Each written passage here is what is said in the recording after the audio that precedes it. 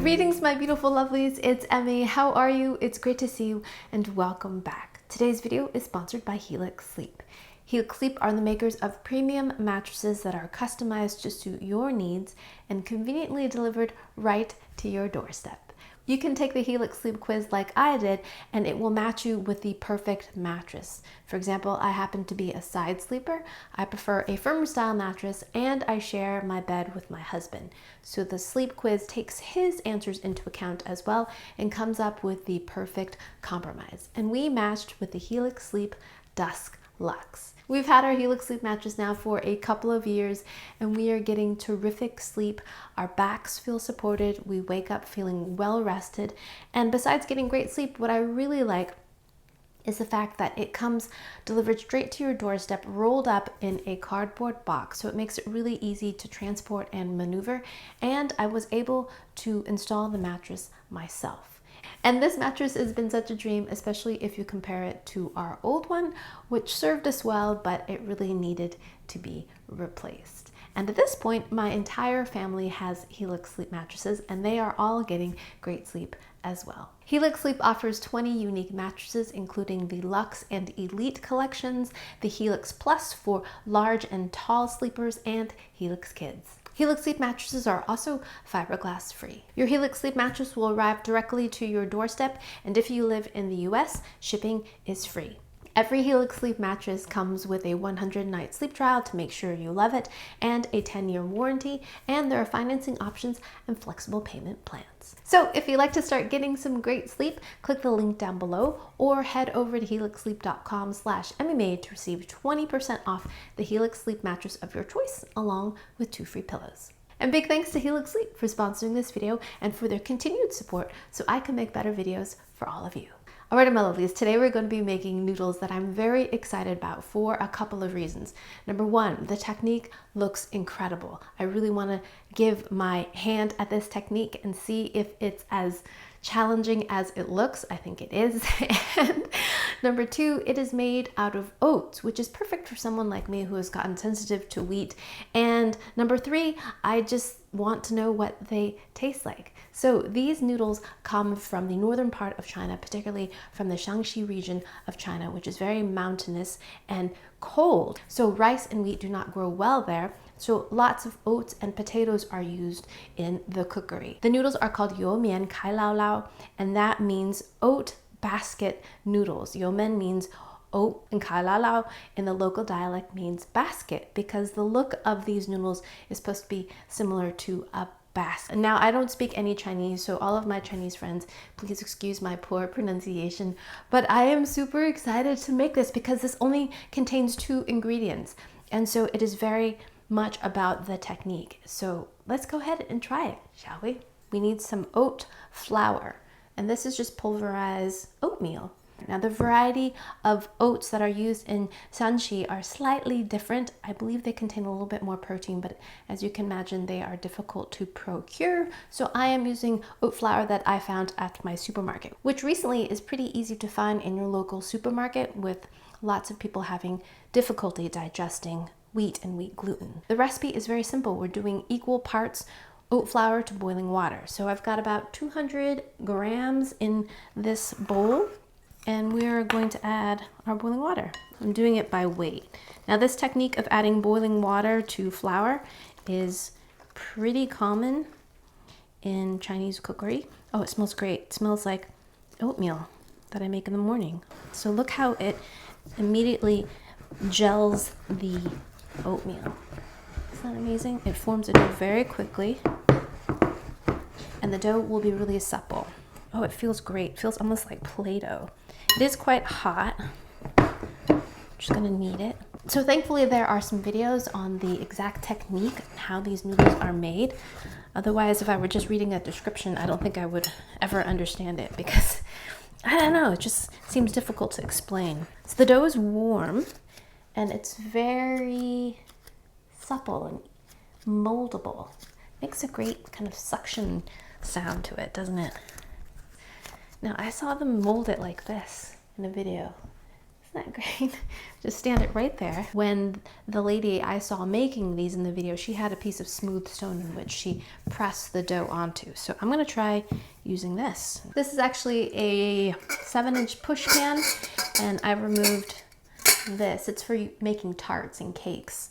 So I removed this, and I've made a little perforated disc out of some heavy duty aluminum foil, which I'm placing into the bottom, and that's going to be my steamer basket. This would normally be done in a bamboo steamer. What we're gonna do is take a little pinch of dough like this, roll in our hands, and then use the heel of our hand and mash it. Nice and thin. And then we're supposed to pick it up gently and then roll it into a cylinder. And like that, and then you take it between your fingers and then you flip it around your finger like that, and then make a little tube. I'm gonna place that into standing up in my steamer basket, and we're supposed to have a whole bunch of them, and all together it looks a little bit like a honeycomb. Let's try this again. When the ladies do it, they do it effortlessly, of course. Smash against the stone. It's supposed to be smash and then like push away from you. But I'm kind of using varied pressure just so I can get it even. Okay, using my dough scraper to gently pry it up, flip, and finish like that. Hey, that's pretty good. This is where we're at. Roll into a ball, smash. Apparently there are machines that do this now, but the handmade ones are supposed to taste the best, which I would have to agree. It's a lot of love and technique in something that's been made by hand, right? I think so. What is love if it's not just extended attention paid towards something, right? John Muir said that. Something to that effect. Flip. And then around. Okay, I think I'm getting this. I'm gonna continue doing this until I have an entire pan's worth. Alrighty, my lovelies. many minutes later, I'd probably say it took me about an hour to make this pan of noodles.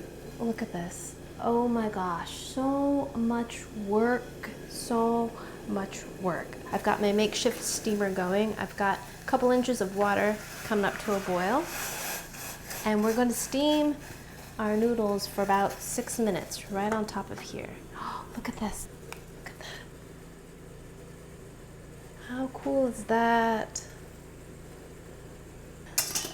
So while that's steaming, we're going to make our sauce. Now these noodles are served a couple different ways, sometimes with a tomato-like sauce that, from what I've read, is actually quite similar to what you think of it as an Italian flavored tomato sauce, which I found quite surprising. Other options include a kind of lamb potato stew, and what I'm going to opt for is a simple chili and black vinegar dipping sauce, which is pretty simple to make. In my mixing bowl, I'm going to add a couple tablespoons of soy sauce. This is a very interesting measuring set. This is 2 tablespoons and this is 2 teaspoons. And at first I thought this was very odd, but I actually use this set quite often, 2 teaspoons. I'm going to be using black vinegar right here, pinch of sugar, about 1.5 teaspoons of garlic and chili paste. This particular brand I find to be very salty. I like the flavor, but whenever I use it, I don't add any additional salt. A few tablespoons of water to thin this out. Always give it a taste because taste is subjective. You might like yours a little bit spicier. You might like yours a little garlickier or tangy. Make it how you like it. Salty. Chili spice, just a little bit, more like chili flavor. Nice garlic in there. I'm gonna add another pinch of sugar. That's it. I'm just gonna wait for our noodles. Super excited, hope these turn out all right. 23 seconds, oh great. Okay, trivet. Right. Here they are. Yes. at them. Aren't they magnificent? Look at the steam. Wow. So cool. Looks like they plumped up a little bit in the steaming, huh? Oh no. What do you think? Oh, so much work. These are served hot just like this.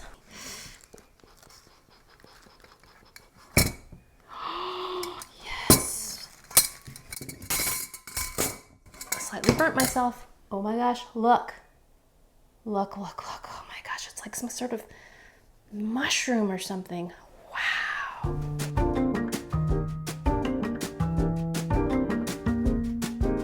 Alrighty, lovelies, let's see how the noodles taste. So you're supposed to pull them apart like that. Just one cylinder. Dip it in. Give it a go. Alrighty. Itadakimasu. Mmm. Mmm. Dipping sauce is delicious. And so are my noodles. I was surprised because you didn't put any salt in this whatsoever, but it doesn't need it because the dipping sauce is so flavorful. And another thing I'm surprised about is that these are chewy. There's a nice kind of chewiness to them that I wasn't expecting. I find that's often the texture I miss most when it comes to things that don't have gluten in them. Gluten has a wonderful chewiness. So a lot of gluten-free breads tend not to have that. Noodles too. But this has a pleasant kind of pull to it.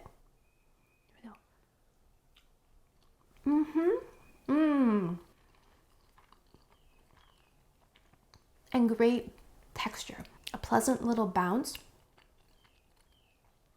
and a great flavor too. I was expecting it to taste much more oatmeal-y, but because the sauce is so flavorful, mostly I taste that, which is a great combination of chili and garlic, some tanginess, saltiness, and of course the soy in there as well. Delicious sauce. Recommend making that and having it with any kind of noodle. But the texture almost reminds me of like lo mein noodles. By the end of this process, I was getting better. I was learning some things and my noodles got pretty thin. I think that's pretty important. You don't want them to be too thick and doughy.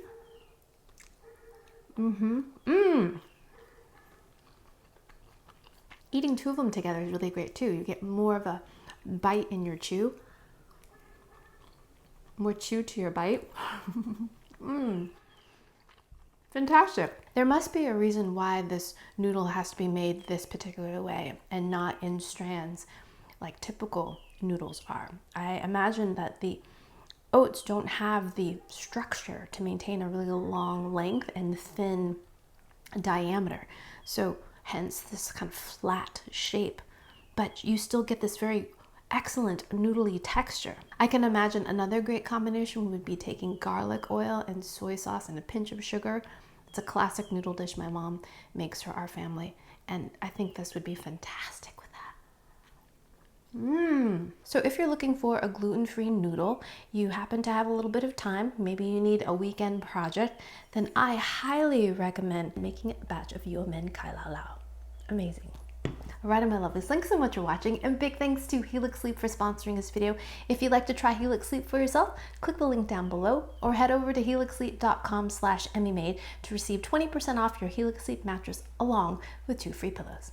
Thanks again for watching. I hope you enjoyed that one. I hope you learned something. Please share this video with your friends. Follow me on social media, like this video, subscribe, and I shall see you in the next one. Toodaloo, take care, bye!